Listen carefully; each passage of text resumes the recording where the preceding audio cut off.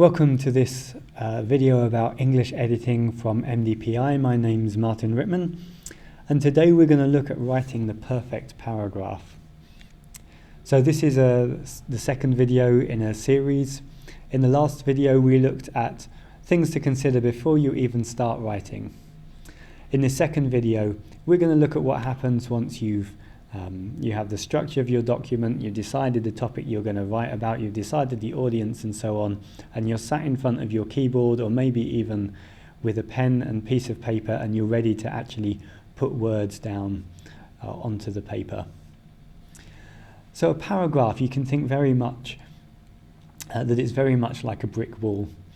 There's different components, but you need to make sure that all of these components fit together and they work together. You don't want to confuse your readers. Maybe if you're writing a novel or you're writing some very stylistic writing, you might want to leave a surprise until the end, and then you keep your readers guessing about the topic or about who done it or what the end of the story is going to be.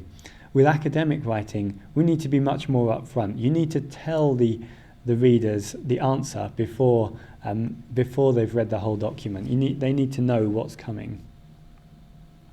So I'm just going to take you through a few steps to help you build up a paragraph. So first of all, give the meaning of your paragraph. This is like the foundations of your wall. You can't just build a wall by itself and expect it to stand up. You need to build some foundations so that it's really solid.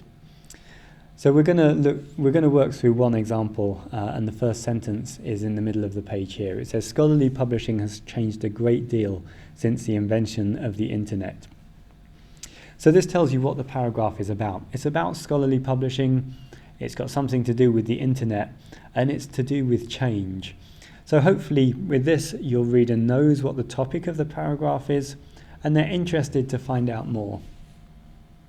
So let's move on to the next section, adding some bricks if you like. You want to build up your wall and add some facts, add some details, and maybe a little bit of explanation.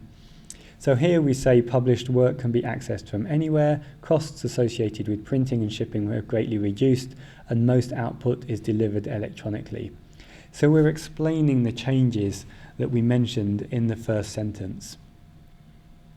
So now the readers know what you're talking about. They have some of the facts. What do we do next?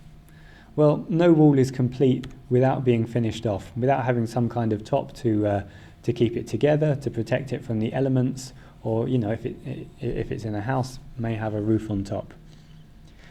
The same way with a paragraph, you need to finish it off normally with some opinions, some conclusions, or some interpretation of the facts that you've given previously. So here we say some publishers have struggled to adapt quickly to new workflows and business models, whereas others have taken advantage of new opportunities. So we have the facts that we presented in the middle sentence, and in this sentence we interpret some of those facts. We say what the results of those were and where things stand now, or we might even we might also be giving our opinions on those facts. But because the reader already knows what the topic of the paragraph is, they're informed of the facts. When you give their opinion, so when you give your opinion, they understand it much more easily than if you launch in straight away without having given them that background.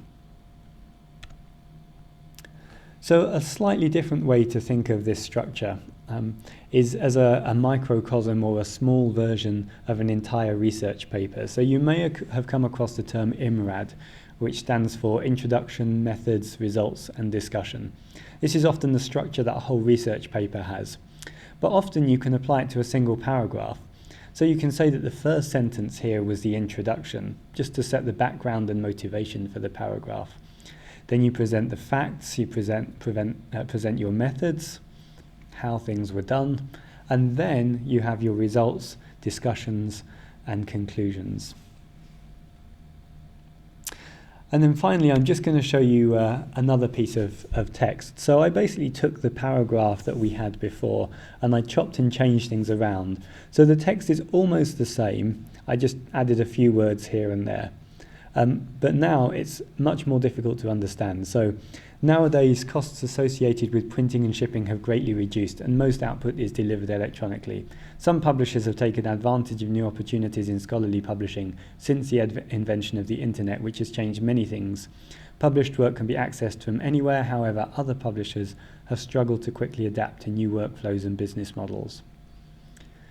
So here we have exactly the same information, but the reader doesn't really understand what the paragraph is about. In fact, by the end of the first sentence, they know that there's costs that have reduced, but they're not really sure, there's a cost to printing and shipping, but printing and shipping what?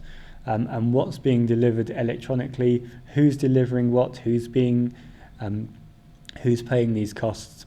We're really not sure. So, before you've got one sentence in, your readers are guessing what the paragraph is about, and they're playing catch up to try and understand what you've said. If you write something in this way, you're going to leave your readers confused, and you're not going to get your message across. It's your writing is going to be ineffective. So I hope that helps give you an idea of how to construct writing paragraphs, and that it's useful for your own writing. I wish you all the best with your own writing. If you want support, then MDPI offers a fast, accurate English editing service, and you can see the URL in the middle of the screen there. Thanks for your attention.